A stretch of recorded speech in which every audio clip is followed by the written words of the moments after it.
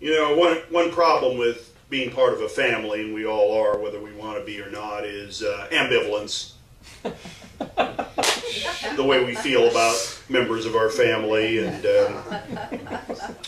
case in point, my father's younger brother,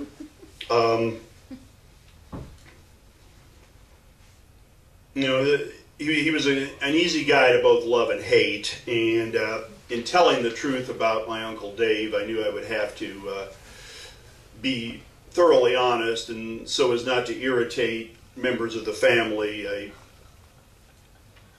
I sort of aspired to get this somewhere they would never find it. We sort of have a joke in education: how do you keep a secret from students? Put it in writing. Or say it in the classroom. Yeah, right. Say it in the classroom, yeah. If you text it, your secret's out. So, in the case of my family, the best way to keep this secret is to put it in a literary magazine. Because frankly, my father's side of the family are the kind of people who use the word ain't without irony. And that would have included Dave, so...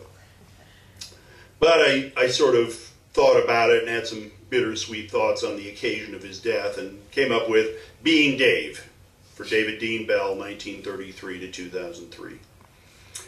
Being Dave meant having a hook shot that left opponents slack-jawed, yet not sticking around the out-of-state college when the scholarship money dried up, through no fault of your own, but not remaining at the other nearer one when you got homesick, dropping out of the one in town that wouldn't pay for basketball when one brother, my father, had to pay his way through college. Another worked on a farm and earned one. Another joined the Navy to escape the Depression. Letting yourself get drafted right before the armistice, having to hang around as the Korean War wound down, no thanks to you. Being Dave meant using up your eligibility at every college that would let you run a football because you were then too heavy for basketball, and finally trying out for the Lions in Detroit, being cut when you got into a fight, but not trying out for the other teams that courted you. Being Dave meant getting most of the way through a degree, loving student gym teaching, but not graduating because you needed a class in Spanish, which I, a nephew, would major in, muchas gracias. And so baking bread for a living, not working out at one brother's proffered insurance job, not working out in the Butternut Bakery's front office, driving a city bus when you weren't allowed to make bread anymore. And Being Dave meant smoking, drinking, gambling, not stopping, because you said you were chicken. Saying you'd be somewhere and never arrive. Saying you'd be on time and show up late.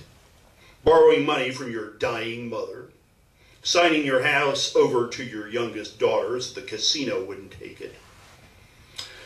But Being Dave also meant singing harmony with Grandma, being a friend of many, and letting me drive your over-engined Monte Carlo Super Sport, taking in as a daughter another man's child, becoming finally a father of three, and being there for one brother's son when his father was gone, becoming a grandfather, comforting your dying wife who couldn't be comforted, not even by your love, and comforting your divorcing daughters, taking in a granddaughter without a father.